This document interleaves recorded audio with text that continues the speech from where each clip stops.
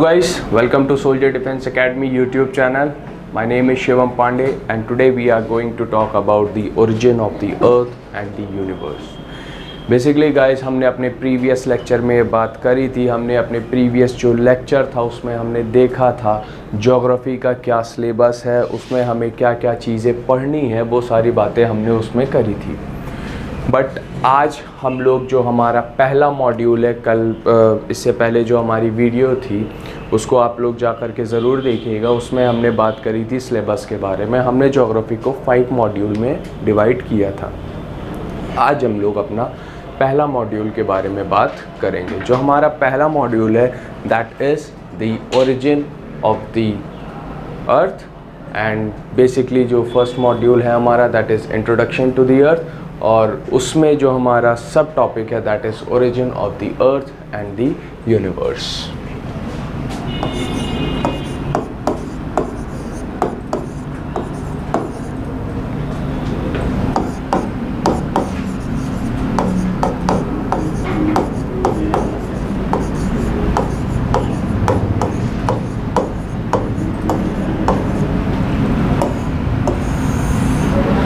तो गाइस इसके बारे में आज हमें बात करनी है, origin of the earth and universe के बारे में। नाउ गाइस, जो ओरिजिन ऑफ द अर्थ और यूनिवर्स का फाइनल डिस्क्रिप्शन था वो हमें मिला 1973 एंड 74 में। ये डिस्क्रिप्शन हमें दिया था नासा ने कुछ सर्टेन एक्सपेरिमेंट्स परफॉर्म किए और उनके बेसिस पे नासा हमें आज बता पा रही है कि अर्थ की ओरिजिन या हमारे यूनिवर्स की ओरिजिन किस तरीके से हुई थी।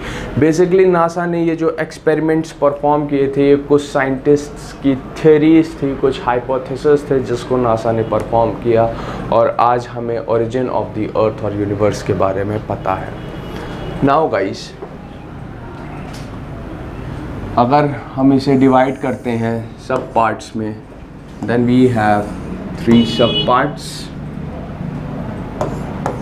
The first theory and which is very common, जो हम सबको पता है, is the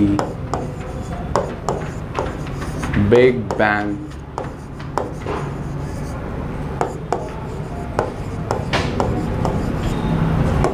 theory। हमारे पास गाइस बिग बैंग थ्योरी देखने के लिए मिलती है।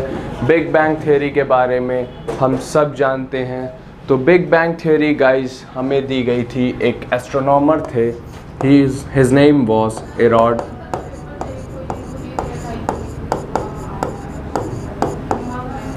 एरॉड हबल।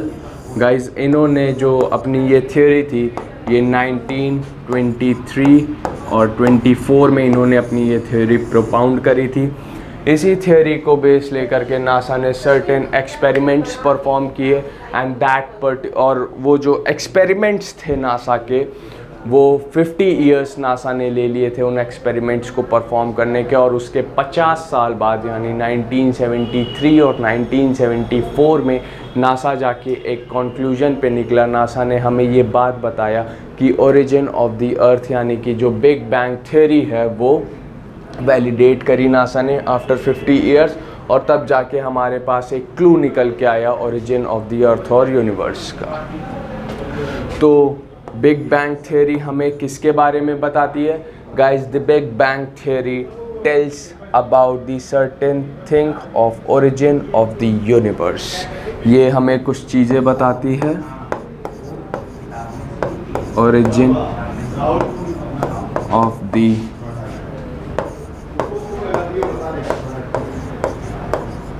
यूनिवर्स के बारे में। तो गाइस बिग बैंग थ्योरी हमें किसने दी? And astronomer, his name was एरॉड हबल। एरॉड हबल साहब ने हमें बिग बैंग थ्योरी के बारे में बताया। 1923 और 24 में हमें बताया गया। नासा ने 50 साल लिए इस थ्योरी को एक्सपेरिमेंट करने के लिए, और 23 और 24 के 50 इयर्स बाद यानी 1973 या फिर 74 में आकर के नासा ने इस थ्योरी को वैलिडेट किया। और बिग बैंग थ्योरी हमें किसके बारे में बताती है? Big bang theory tells us about the origin of the universe. Okay guys, जो हमारा सेकंड चीज़ इसमें देखने के लिए मिलता है ओरिजिन ऑफ द अर्थ में, that is the proto planet hypothesis.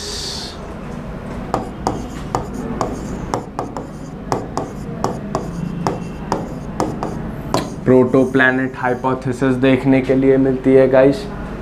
Again proto planet hypothesis भी हमारे पास एक साइंटिस्ट थे जिन्होंने हमें दिया था गाइस। ये जो प्रोटो प्लैनेट हाइपोथेसिस है ये 1967 में इसको प्रोपाउंड किया गया था guys. This proto planet hypothesis was given by a Norwegian scientist, and this protoplanet hypothesis tells us about the formation of the planets and solar system. This protoplanet hypothesis tells us about the formation of planets and solar system. ये हमें बताते हैं किस तरह से हमारा planets जो हमारे हैं वो किस तरीके से बने और हमारा सोलर सिस्टम की ओरिजिन किस तरीके से हुई। ये बातें हमें कौन बताता है? प्रोटो प्लैनेट हाइपोथेसिस बताती है। नेक्स्ट थिंग गाइस, जो हमारे पास नेक्स्ट थ्योरी देखने के लिए मिलती है, बेसिकली ये भी एक हाइपोथेसिस है। इट्स कांट्स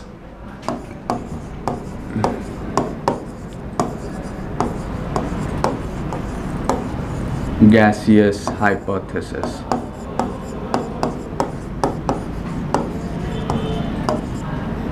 कांट्स गैसियस हाइपोथेसिस देखने के लिए मिलेगी guys. Kant's gaseous hypothesis was given by Immanuel Kant. Immanuel Kant ने अपनी एक हाइपोथेसिस दी जिसको हम लोग बहुत कॉमनली जानते हैं कांट गैसियस हाइपोथेसिस के नाम से। Guys, highly modified version of an explanation was given by Mr. Immanuel Kant। इन्होंने बहुत ज़्यादा modified version दे दिया था कांट गैसियस हाइपोथेसिस में। नासा ने या साइंटिस्ट जो हमारे थे उन साइंटिस्ट ने इनकी इस हाइपोथेसिस को रिजेक्ट कर दिया। कांट्स गैसियस हाइपोथेसिस वाज रिजेक्टेड। लेकिन कुछ समय बाद कांट गैसियस हाइपोथेसिस को बेस लेकर के साइंटिस्ट आगे चले, यानी कि नासा आगे चली, और उसके बाद जा कर के नासा ने एक फाइनल डिस्क्रिप्शन दिया। That particular description tells us about the formation of the अर्थ।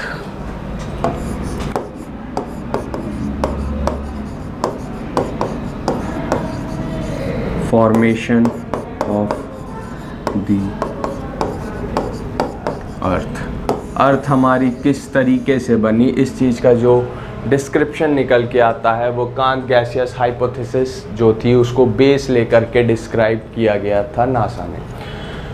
तो गाइस अब एक चीज़ हमको देखने के लिए मिलेगी जो हमारे पास बिग बैंग थ्योरी है, प्रोटो प्लैनेट हाइपोथेसिस देखने के लिए मिल रहा है, कांट गैसियस हाइपोथेसिस है हमारे पास। गाइस ये तीन की तीनों डिफरेंट पार्ट्स तो हैं, बट ये तीनों एक सिंगल स्टोरी देखने के लिए मिलेगी जो कि तीन डिफरेंट पार्ट में डिवाइडेड है। These three are the same story divided into three different parts. Big Bang Theory tells us about the origin of the universe. Protoplanet hypothesis tells us about the formation of the planet and solar system. And guys, Kant's gaseous hypothesis tells us about the formation of the अर्थ। हमारी अर्थ किस तरह से बनी उसके बारे में बताया जाता है।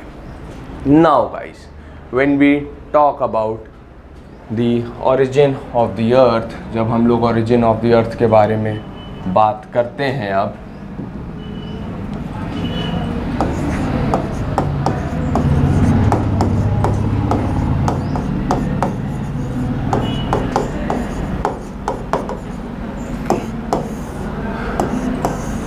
so guys, the origin of the earth, according to the description given by the Erod Hubble, the origin of the universe can be dated back approximately 13.8 billion years ago।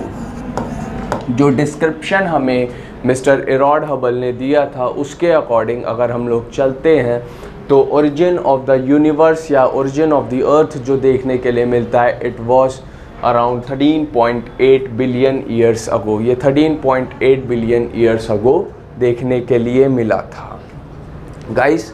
उससे पहले there was no solar system, there was no galaxy, nothing was there.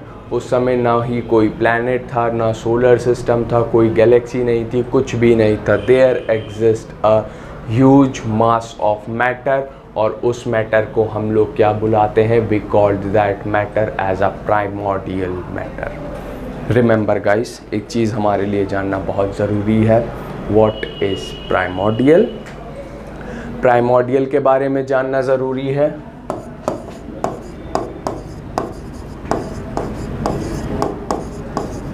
Primordial, first thing guys, primordial means the event that took place before the formation of the universe. It means the event took place before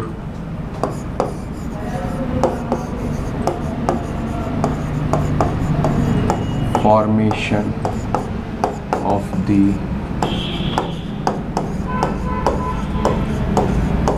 universe, यानी कि 13.8 billion years ago.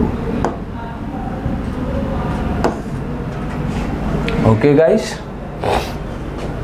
Second thing that we have to know is the प्राइमेवाल।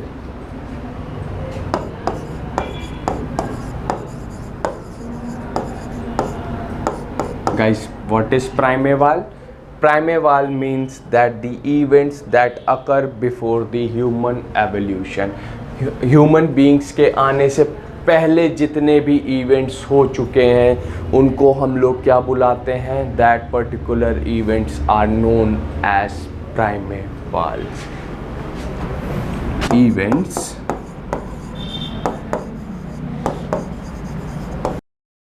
took place before the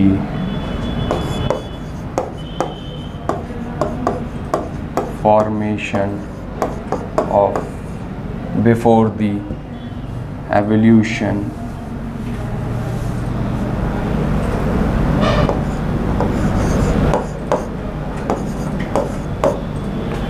before the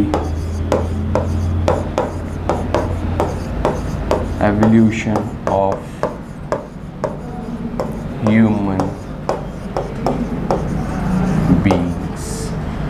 human beings के evolution से पहले जितने भी events हो चुके हैं, that particular events are known as primeval. Remember guys, यानी कि 2 लाख ईयर्स, 2 लाख साल पहले से जितने भी इवेंट हो चुके हैं वो सारे के सारे प्राइमेवाल कहलाते हैं। नेक्स्ट थर्ड जो इवेंट है that is known as pre historic.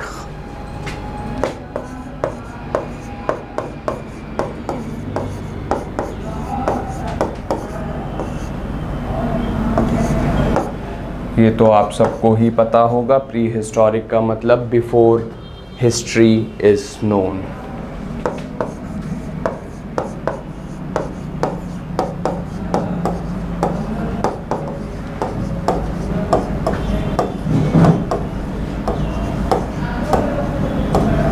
Before history is known. So guys, ये कुछ 3 टर्म्स हैं जो आपको पता होना चाहिए। उसके बाद ओरिजिन ऑफ द यूनिवर्स और अर्थ से रिलेटेड कुछ और बातें हैं जो हमें पता होनी चाहिए। उसके बाद ही हम अपना डिस्कशन स्टार्ट कर सकते हैं। सो वो बातें क्या हैं? कुछ साइंटिफिक कॉन्सेप्ट्स के बारे, कुछ कॉन्सेप्ट्स हैं जो कि साइंस से रिलेटेड हैं, उन कॉन्सेप्ट्स के बारे में हमें पता होना चाहिए। सम concepts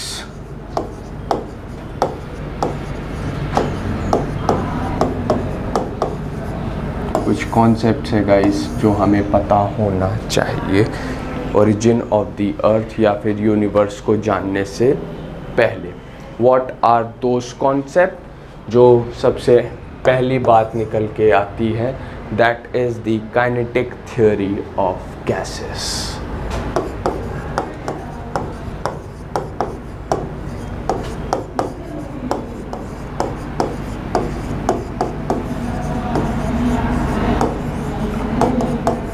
kinetic theory of gases के बारे में हमें पता होना चाहिए guys. Kinetic theory of gases क्या कहती है? काइनेटिक थ्योरी ऑफ गैसेस ये कहती है that molecular arrangements in a state of matter.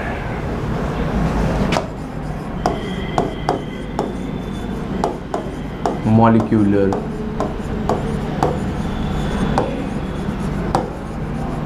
arrangements in the state of matter। मतलब क्या हुआ? सिंपल सा मतलब हम लोग क्लास 6th से पढ़ते आ रहे हैं, सॉलिड, लिक्विड और गैस में जो मॉलिक्यूल्स होते हैं, सॉलिड में जो मॉलिक्यूल्स होते हैं वो बहुत ज़्यादा क्लोजली और टाइटली पैक्ड देखने के लिए मिलते हैं। लिक्विड में जो मॉलिक्यूल्स रहते हैं वो बहुत ज़्यादा loosely and apart from each other देखने के लिए मिलते हैं। एंड गाइस, गैसेस में जो मॉलिक्यूल्स रहते हैं they are very very much apart from each other and they are very loosely packed. Simple सी बात है। If I draw the diagram, ये हमारे सॉलिड के मॉलिक्यूल्स हो गए जो कि बहुत ज़्यादा एक दूसरे से नज़दीक देखने के लिए मिल रहे हैं। These are the solid molecules. These are the liquid molecules. And guys, these are the gaseous molecules. तो डायग्राम से आपको समझ में आ ही गया होगा कि काइनेटिक थ्योरी ऑफ गैसेस क्या कहती है। मॉलिक्यूल्स का जो अरेंजमेंट देखने के लिए मिलता है वो उनकी स्टेट ऑफ मैटर पे डिपेंड करता है, यानी कि सॉलिड में जो मॉलिक्यूल्स हैं वो बहुत ज़्यादा क्लोजली और टाइटली पैक्ड देखने के लिए मिल रहे हैं। लिक्विड में जो मॉलिक्यूल्स हैं बहुत ज़्यादा एक दूसरे से दूर देखने के लिए मिल रहे हैं, और गैसेस में उससे भी ज़्यादा दूर देखने के लिए मिल रहे हैं जो मॉलिक्यूल्स हैं। Second thing guys, that we should know that these molecules are constantly in random motion, and this motion is known as Brownian motion.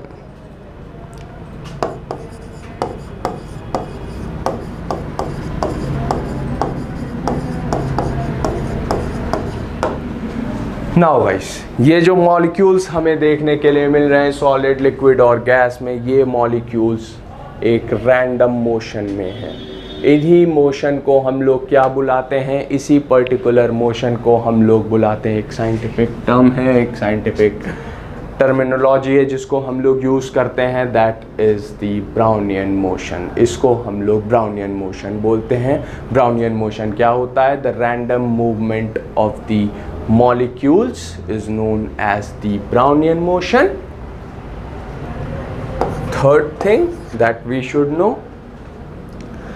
guys, when Brownian motion is there will be the molecular collision। अब एक चीज़ खुद देखो, अगर Brownian motion देखने के लिए मिल रहा है, ये मॉलिक्यूल्स आपस में, ये मॉलिक्यूल्स बहुत ज़्यादा अपार्ट देखने के लिए मिल रहे हैं, बहुत ज़्यादा क्लोज देखने के लिए मिल रहे हैं, और हमें पता है ये ब्राउनियन मोशन में देखने के लिए मिल रहे हैं, रैंडम मोशन में देखने के लिए मिल रहे हैं।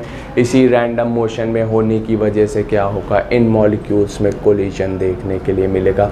ये जो मॉलिक्यूल्स हैं आपस में एक दूसरे से क्या करेंगे? कोलाइड करेंगे।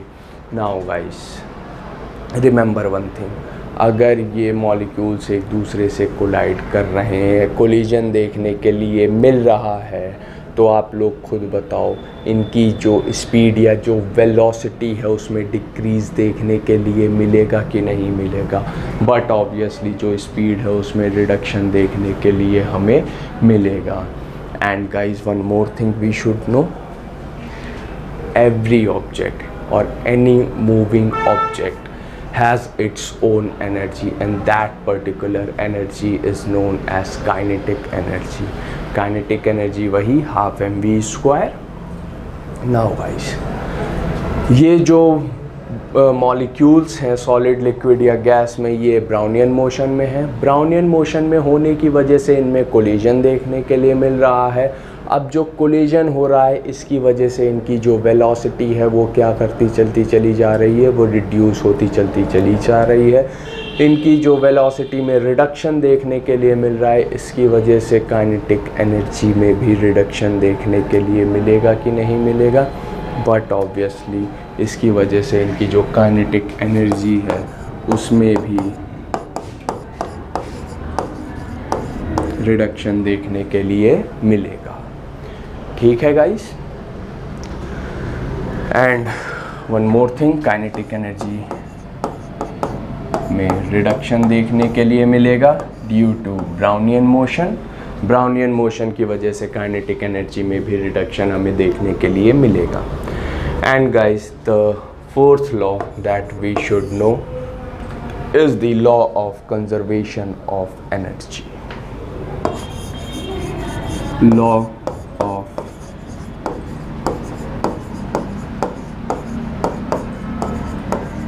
conservation of energy. Now guys, what is this law of conservation of energy? It means that energy can't be created nor be destroyed, but it is transferred from one form to another. Law of conservation of energy का मतलब क्या है? Energy को ना ही बनाया जा सकता है ना ही डिस्ट्रॉय किया जा सकता है, ये एक वन फॉर्म से दूसरे फॉर्म में ट्रांसफ़र करी जा सकती है। अब एक चीज़ खुद सोचो, खुद याद करो, ये मॉलिक्यूल्स हैं, ये मॉलिक्यूल्स रैंडम मोशन में देखने के लिए मिल रहे हैं। इन्हीं रैंडम मोशन को हम लोग गाइस क्या बुलाते हैं? इन्हीं रैंडम मोशन को हम लोग ब्राउनियन मोशन बुलाते हैं।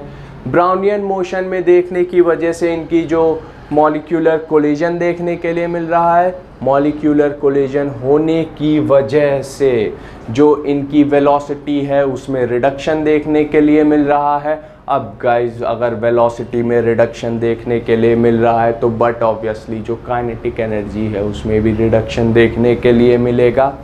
But law of conservation of energy हमें ये बताता है कि energy can't be created nor be destroyed, it is transferred from one form to another form। ये एक फॉर्म से दूसरे फॉर्म में ट्रांसफ़र हो जाती है। तो गाइस, अगर काइनेटिक एनर्जी में रिडक्शन देखने के लिए मिल रहा है, then guys definitely it is transferred into some different energy and that is known as the heat energy। तो ये जो काइनेटिक एनर्जी में रिडक्शन देखने के लिए मिल रहा है, यही रिडक्शन किसी और एनर्जी में ट्रांसफ़र हो रहा है और उसको हम लोग क्या बुलाते हैं? That particular thing is known as the heat energy. Guys, whenever जब भी ये मॉलिक्यूल्स आपस में कोलाइड कर रहे हैं, ब्राउनियन मोशन की वजह से ये आपस में कोलाइड कर रहे हैं, इनकी जो काइनेटिक एनर्जी है वो रिड्यूस करती चलती चली जा रही है। काइनेटिक एनर्जी में रिडक्शन होने की वजह से ये जो काइनेटिक एनर्जी है किस में कन्वर्ट हो जा रही है? हीट एनर्जी में कन्वर्ट हो जा रही है। और इसी चीज़ को साइंटिफिकली हम लोग क्या बुलाते हैं? We called it as internal heat. Internal heat और एंथैल्पी।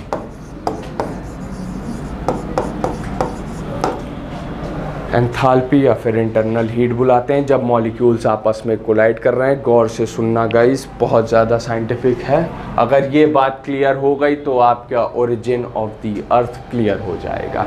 फिर से सुनो, मैं फिर से एक्सप्लेन कर दे रहा हूँ। काइनेटिक थ्योरी ऑफ गैसेस क्या कहती है? काइनेटिक थ्योरी ऑफ गैसेस ये कहती है कि मॉलिक्यूल्स का जो अरेंजमेंट देखने के लिए मिलता है वो उनके स्टेट ऑफ मैटर पे डिपेंड करता है। सॉलिड में जो मॉलिक्यूल्स हैं वो बहुत ज़्यादा क्लोज देखने के लिए मिलेंगे, लिक्विड में जो मॉलिक्यूल्स हैं वो बहुत ज़्यादा अपार्ट देखने के लिए मिलेंगे, उससे भी ज़्यादा अपार्ट हमें गैसेस में देखने के लिए मिलेंगे। उसके बाद गाइस, ये जो मॉलिक्यूल्स हैं ये कॉन्स्टेंटली मोशन में देखने के लिए मिलते हैं, रैंडम मोशन में ये मॉलिक्यूल्स देखने के लिए मिलते हैं। यही जो रैंडम मोशन है इसको हम लोग क्या बुलाते हैं, इसी को हम लोग ब्राउनियन मोशन बुलाते हैं। अब गाइस, अगर कोई भी मूविंग ऑब्जेक्ट देखने के लिए मिल रहा है, उस पर्टिकुलर मूविंग ऑब्जेक्ट के पास अपनी खुद की एक काइनेटिक एनर्जी देखने के लिए मिलती है। अगर उस मूविंग ऑब्जेक्ट की वेलोसिटी या स्पीड में रिडक्शन देखने के लिए मिलता है तो उसकी काइनेटिक एनर्जी में भी रिडक्शन देखने के लिए मिलेगा। ये जो मॉलिक्यूल्स हैं ये आपस में एक दूसरे से कोलाइड कर रहे हैं, कोलाइड करने की वजह से इनकी जो स्पीड या वेलोसिटी है वो कम हो जा रही है। जो वेलोसिटी में रिडक्शन देखने के लिए मिल रहा है उसकी वजह से काइनेटिक एनर्जी में भी हमें रिडक्शन देखने के लिए मिलेगा। काइनेटिक एनर्जी अगर रिड्यूस हो रही है, कम हो रही है, तो वो किसी और फॉर्म में चेंज हो रही है। ये बात हमें law of conservation of energy बताती है कि energy can't be created nor be destroyed, it is transferred from one form to another form. उसके बाद गाइस, अगर ये किसी और फॉर्म में चेंज हो रही है, उस फॉर्म को हम लोग इंटरनल हीट कहते हैं एंड और साइंटिफिकली अगर बोलूँ तो उसको हम लोग एंथैल्पी कहते हैं। तो इतनी बात है जो हमें थोड़ी सी पता होनी चाहिए। तो गाइस, हो क्या रहा है, हो कुछ इस तरीके से रहा है। जो काइनेटिक एनर्जी है, इस काइनेटिक एनर्जी में रिडक्शन देखने के लिए मिल रहा है। इस काइनेटिक एनर्जी में रिडक्शन होने की वजह से ये जो काइनेटिक एनर्जी है वो किस में कन्वर्ट हो जा रही है, वो हीट एनर्जी में कन्वर्ट हो जा रही है। हीट एनर्जी में कन्वर्ट होने के बाद यही एनर्जी को हम लोग क्या बुलाते हैं, this particular energy is known as internal heat.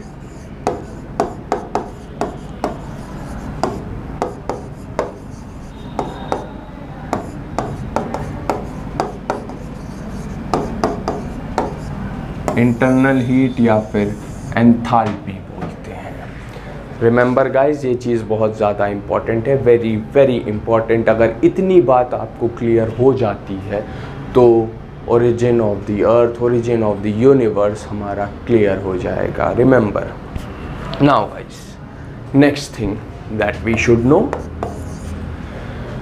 That is the law of conservation of mass.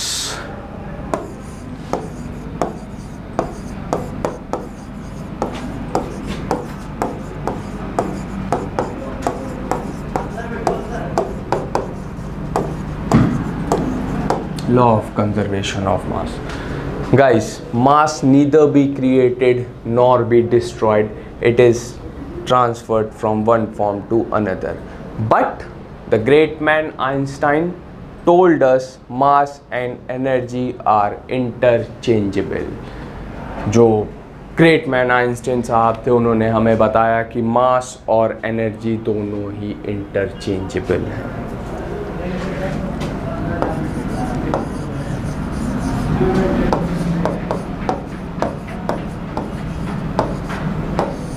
Mass and energy are interchangeable.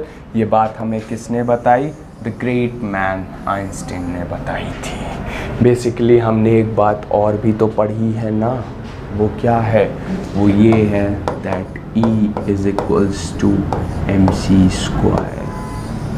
Twelfth में तो पढ़ी ही है हमने ये सारी बातें, लेकिन इम्पॉर्टेंट है। Now guys, 7, 8. Next thing that we have to know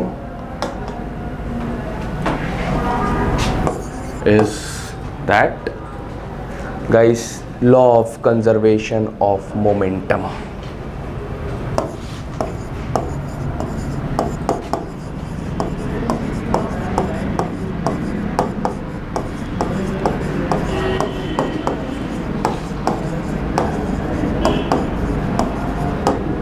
law of conservation of momentum हमें क्या बताता है गाइस? सपोज अगर फोर्स कांस्टेंट है, अगर F is equals to K है, then mass is inversely proportional to velocity.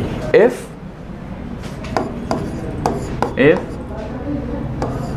F is equals to K, then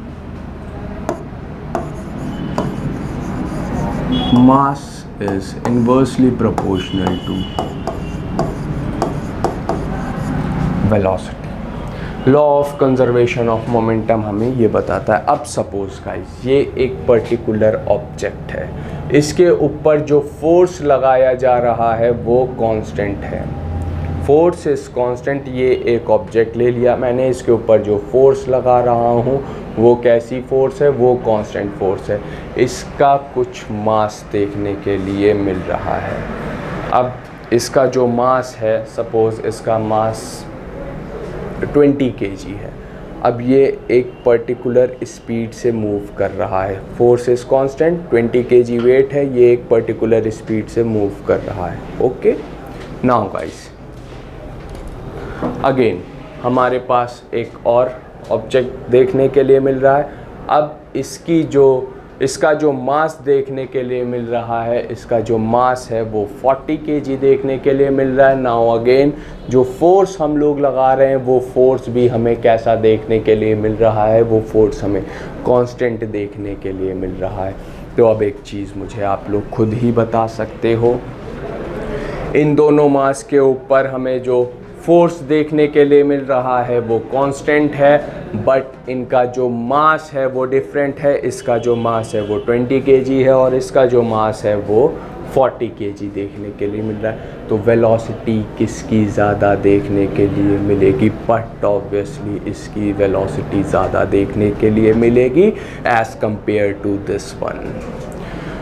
तो यही बात है जो हमें इसमें पता है. जैसे जैसे मास बढ़ता चलता चला जाएगा वैसे वैसे जो वेलोसिटी है वो कम होती चलती चली जाएगी. Is that clear? Law of conservation of momentum हमें यही बात बताता है. नाउ गाइस लास्ट थिंग, इनके बिना तो हमारा डिस्कशन ही अधूरा हो जाता है.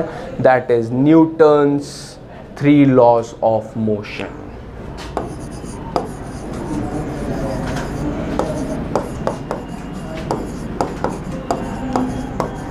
न्यूटन के 3 लॉ हैं, इनके बिना तो गाइस साइंस ही अधूरी है. कुछ ऐसे साइंटिस्ट्स हैं जिनके बिना साइंस अधूरी, ये ना होते तो साइंस पता नहीं होती भी कि ना ही होती.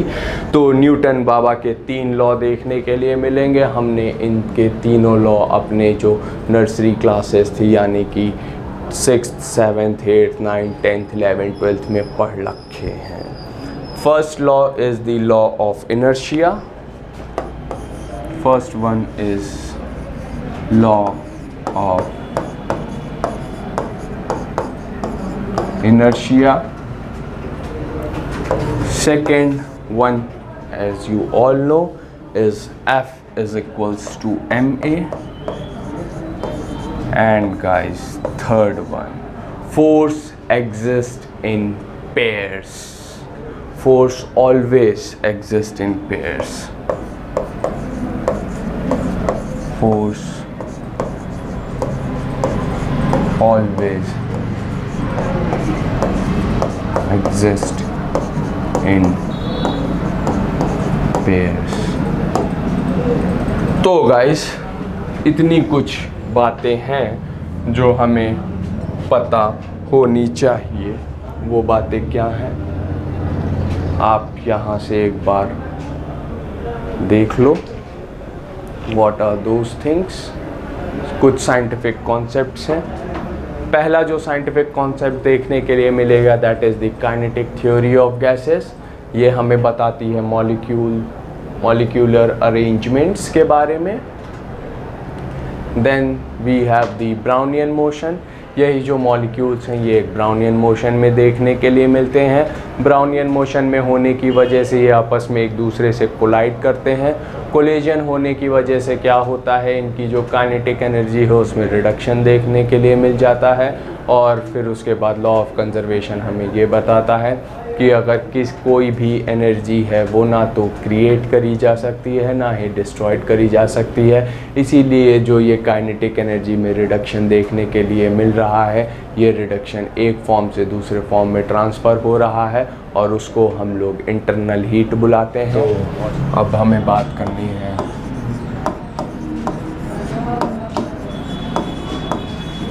बिग बैंग के बारे में। बेसिकली इसकी जो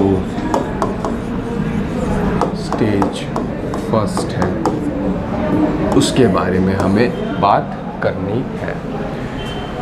तो गाइस, अभी मैंने आप लोगों से बताया था प्राइमोर्डियल, प्राइमेवाल, प्री हिस्टोरिक जैसी कुछ बातें हमने करी थी आपसे।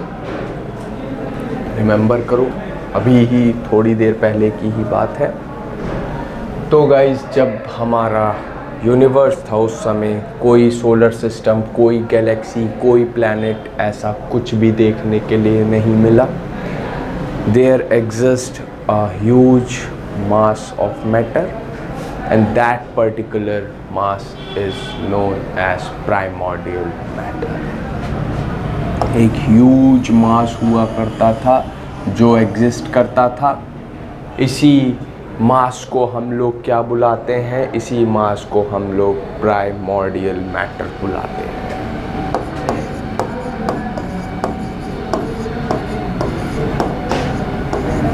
प्राइमोर्डियल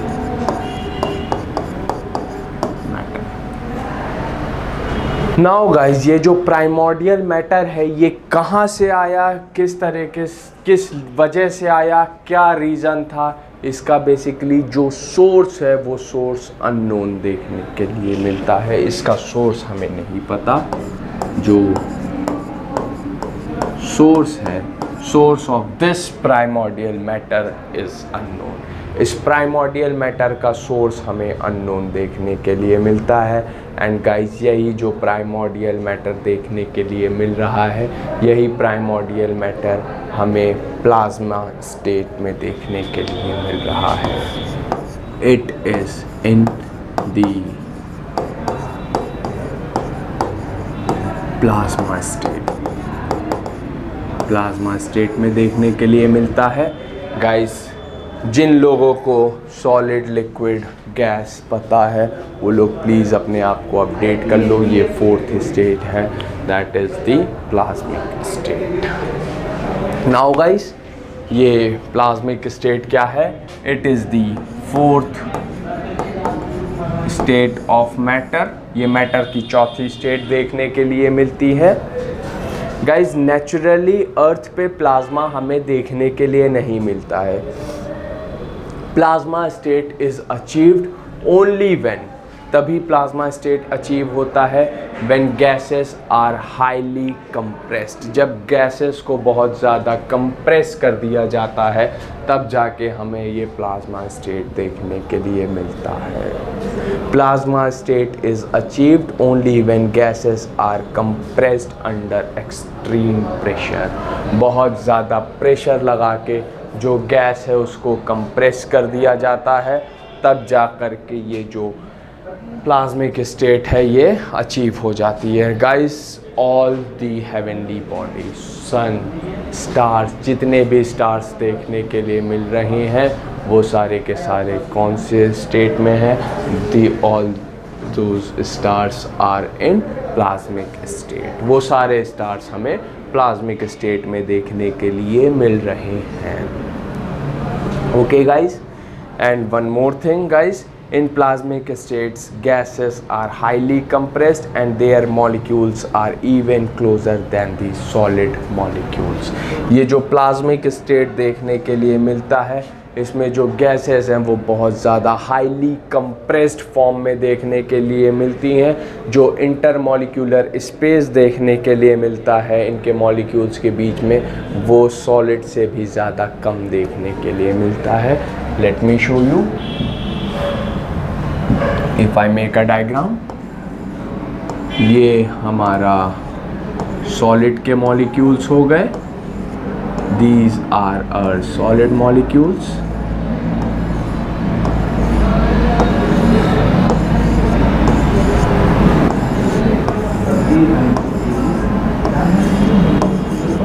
गाइस, इन्हीं सॉलिड मॉलिक्यूल्स के बीच में जो हमें इंटरमॉलिक्यूलर स्पेस देखने के लिए मिल रहा है, दिस, ये जो इंटरमॉलिक्यूलर स्पेस है ये हमें देखने के लिए मिल पा रहा है। आप देख सकते हो ये इंटरमॉलिक्यूलर स्पेस सॉलिड के हैं। And guys, on the other hand, if I draw the diagram of the plasmic state of matter, तो ये हमारे प्लाज्मा के मॉलिक्यूल्स हो गए जो कि हाईली कंप्रेस्ड फॉर्म में है ये, और जो इनके बीच में इंटरमॉलिक्यूलर स्पेस देखने के लिए मिल रहा है वो या तो मिल ही नहीं रहा है या फिर बहुत ही ज़्यादा कम देखने के लिए मिल रहा है। कुछ इस तरीके से जो मॉलिक्यूल्स हैं वो एक दूसरे से टाइटली पैक्ड देखने के लिए मिल रहे हैं। तो आप लोग खुद ही देख सकते हो ये जो स्पेस है, ये स्पेस बहुत ज़्यादा कम देखने के लिए मिल रहा है, या हमें देखने के लिए ही नहीं मिल रहा है। ओके गाइस, तो ये हो गया सॉलिड मॉलिक्यूल्स और ये हो गए हमारे plasma molecules.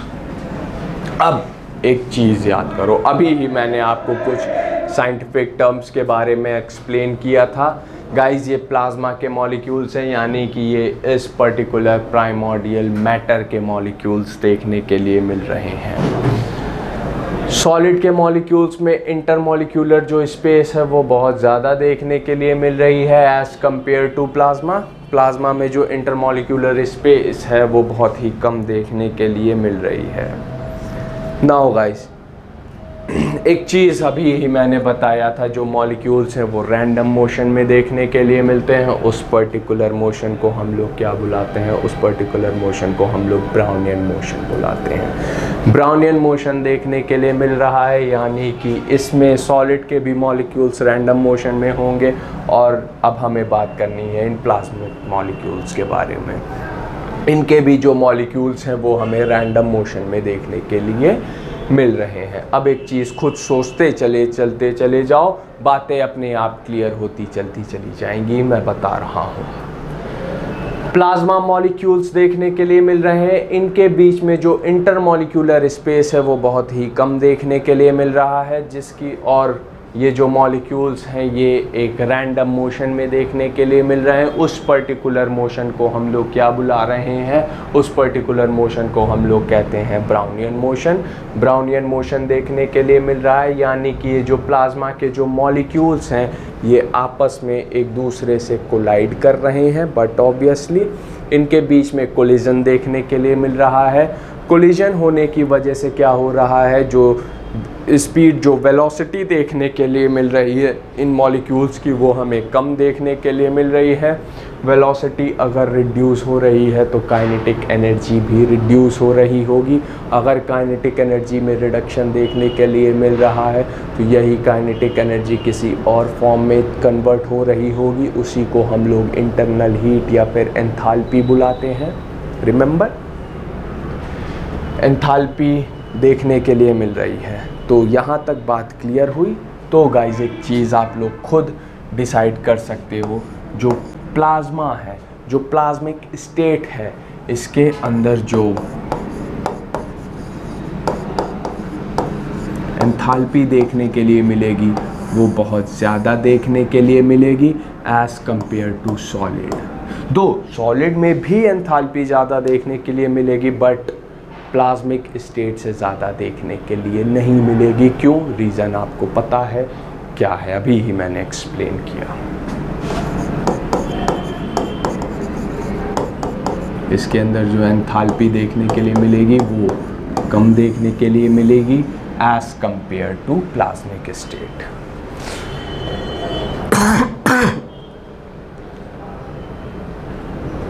As compare to plasmic state. Now guys, अब एक चीज़ खुद सोचो, इधर आ जाओ। ये जो प्राइमोर्डियल मैटर है ये कौन से स्टेट में है? ये फोर्थ स्टेट ऑफ मैटर है जिसको हम लोग प्लाज्मा बुलाते हैं। इसके ये प्लाज्मा कब अचीव होता है? When gases are highly compressed under extreme temperature. Extreme temperature के अंदर जब गैसेस को बहुत ज़्यादा कंप्रेस कर दिया जाता है तब ये फोर्थ स्टेज अचीव होती है जिसको हम लोग प्लाज्मा बोलते हैं।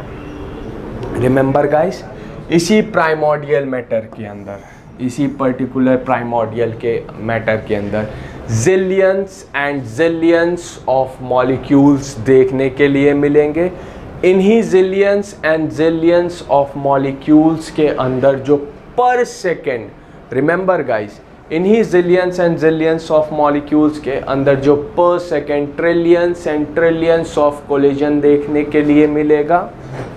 आई रिपीट, प्राइमोर्डियल मैटर के अंदर we have the zillions and zillions of molecules and these zillions and zillions of molecules are going through trillions and trillions of collision with each other, जिसकी वजह से इनके अंदर जो इंटरनल हीट या फिर एंथैल्पी है,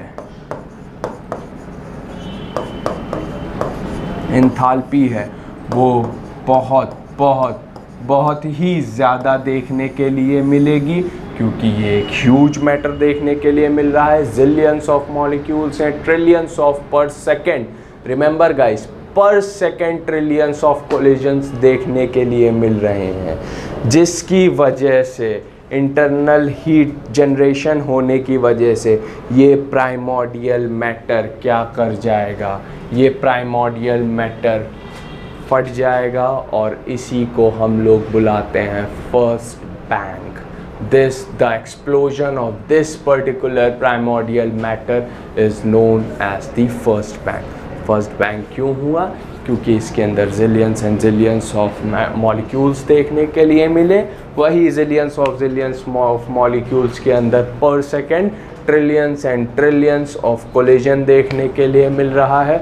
उसी collision होने की वजह से क्या हो रही है? एंथैल्पी बहुत ज़्यादा जनरेट हो रही है। बेसिकली जो इंटरनल हीट है वो बहुत ज़्यादा जनरेट हो गई है और जिसकी वजह से ये जो प्राइमोर्डियल मैटर है ये एक्सप्लोड कर गया। उसी एक्सप्लोजन को हम लोग द बैंग बुलाते हैं।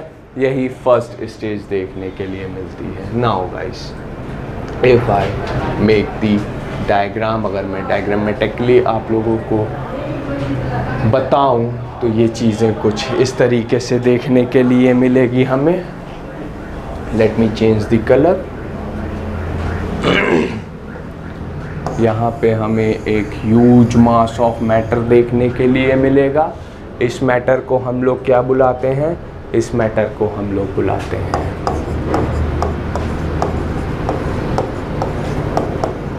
Primordial matter. इस पर्टिकुलर प्राइमोर्डियल मैटर, ये जो प्राइमोर्डियल मैटर है ये प्लाज्मिक स्टेट में देखने के लिए मिल रहा है। प्लाज्मिक स्टेट कब अचीव होती है? जब गैसेस को हाईली कंप्रेस्ड कर दिया जाता है अंडर एक्सट्रीम टेम्परेचर्स, तब हमारी fourth stage of matter achieve होती है, दैट इज़ प्लाज्मिक। उसके बाद इसी पर्टिकुलर प्राइमोर्डियल मैटर के अंदर हमें क्या देखने के लिए मिल रहे हैं? Zillions and zillions of molecules देखने के लिए मिल रहे हैं। इन्हीं मॉलिक्यूल्स के अंदर पर second trillions and trillions of collision भी देखने के लिए मिल रहा है, जिसकी वजह से इंटरनल हीट का जनरेशन देखने के लिए मिल रहा है। इंटरनल हीट जनरेशन होने की वजह से गाइस एंथैल्पी जो है हमारी वो इंक्रीज़ कर रही है और एंथैल्पी बढ़ने की वजह से यहाँ पे पहला एक्सप्लोजन देखने के लिए मिलेगा। इसी को हम लोग बुलाते हैं फर्स्ट बैंग। जब ये प्राइमोर्डियल मैटर एक्सप्लोड किया गाइस तो ये छोटे छोटे पार्ट्स में डिवाइड हो गया। बेसिकली इतने भी छोटे पार्ट्स नहीं थे, लेकिन एज कंपेयर टू दिस बहुत छोटे देखने के लिए मिले। एक्सप्लोजन हुआ, exploded,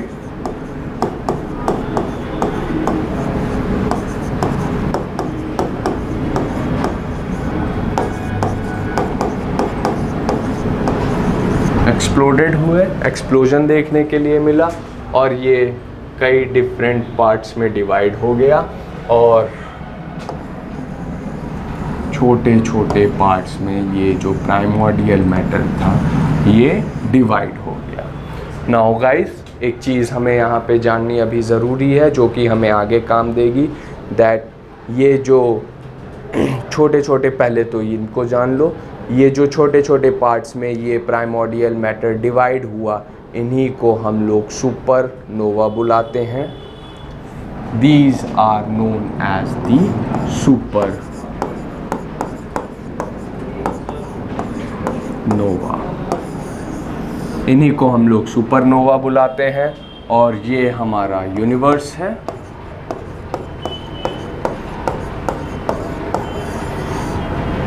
These are supernova and guys, अगर और ज़्यादा स्पेसिफिकली बोलूँ तो यही हमारी गैलेक्सीज देखने के लिए मिलेगी। These are our galaxies.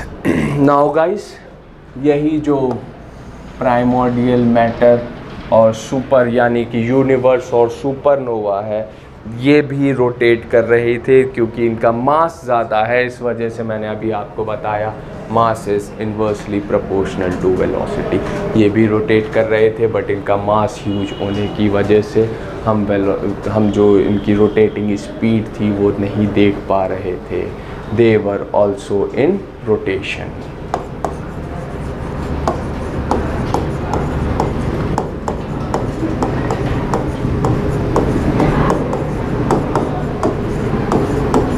Rotation इसमें भी हमें देखने के लिए मिल रहा था। अब गाइस, एक चीज़ और याद रखो, ये जो एक्सप्लोजन देखने के लिए मिला, ये वाला जो एक्सप्लोजन देखने के लिए मिला, ये 13.8 बिलियन ईयर्स अगो देखने के लिए मिला। अब एक चीज़ याद रखो, हमने अभी गैलेक्सी का डेवलपमेंट किया, अभी हमें पता चला है कि गैलेक्सी किस तरीके से बनी, अभी हमने सोलर सिस्टम नहीं बनाया है। तो गाइस, ये प्राइमोर्डियल मैटर था। प्राइमोर्डियल मैटर में फर्स्ट बैंग देखने के लिए मिला जिसकी वजह से गैलेक्सीज का डेवलपमेंट हुआ।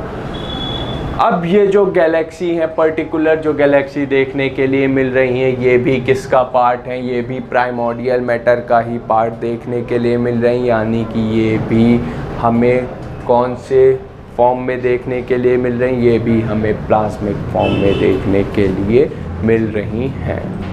तो प्लाज्मिक फॉर्म में है यानी प्लाज्मा इसके अंदर में भी है, प्लाज्मिक स्टेट में है ये भी गैलेक्सीज हमारी। तो इनके अंदर भी, इन गैलेक्सीज़ के अंदर भी हमें क्या देखने के लिए मिलेगा? इन गैलेक्सीज़ के अंदर भी हमें zillions and zillions of molecules का कोलिजन देखने के लिए मिलेगा। इन zillions and zillions of molecules का कोलिजन होने की वजह से ये जो गैलेक्सीज़ हैं, इनके अंदर भी जो इंटरनल हीट या एंथैल्पी है उसका जनरेशन देखने के लिए मिलेगा, जिसकी वजह से ये गैलेक्सीज़ हैं ये फर्दर बैंग देखने के लिए मिलेगा और ये गैलेक्सीज कन्वर्ट हो जाएंगी सोलर सिस्टम में। तो होगा क्या? होगा कुछ इस तरीके से। गैलेक्सीज हैं, इनके अंदर भी हमें क्या देखने के लिए मिल रहा है? कोलिजन देखने के लिए मिल रहा है मॉलिक्यूल्स का, और इसी कोलिजन होने की वजह से जो इंटरनल हीट या एंथैल्पी है वो बढ़ती चलती चली जा रही है, जिसकी वजह से यहाँ पे एक हमें सेकेंड बैंग देखने के लिए मिलेगा। और ये किस में कन्वर्ट हो जाएंगी? ये कन्वर्ट हो जाएंगी सोलर सिस्टम में।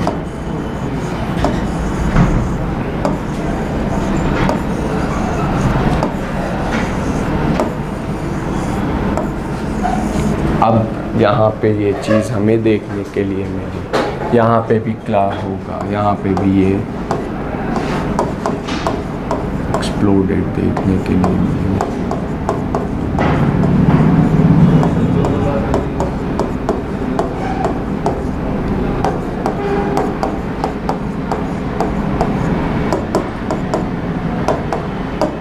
एक्सप्लोजन देखने के लिए मिलेगा और ये किस में कन्वर्ट हो जाएंगे? ये कन्वर्ट हो जाएगी सोलर सिस्टम में। बेसिकली इसी को हम लोग क्या बुलाते हैं गाइस, इसी को हम लोग नेबुला बुलाते हैं। These are known as nebulas. इसी को हम लोग नेबुला बुला देते हैं। एंड गाइस रिमेंबर, ये सुपरनोवा है, वो नेबुला है, ये यूनिवर्स है, और इसी को सुपरनोवा जो है इन्हीं को हम लोग गैलेक्सीज भी बोलते हैं। नेबुला अब यहाँ पे हमारा क्या फॉर्म हो गया, यहाँ पे हमारा सोलर सिस्टम बन गया। अब जा कर के हमारा सोलर सिस्टम बना, और यही जो एक्सप्लोजन, ये वाला जो एक्सप्लोजन था गाइस, ये फर्स्ट बैंग हुआ। फर्स्ट बैंग कब देखने के लिए मिला, इट वाज 13.8 बिलियन ईयर्स अगो। और जो सेकंड एक्सप्लोजन देखने के लिए मिला गाइस, इसी को हम लोग क्या बुलाते हैं, सेकंड बैंग।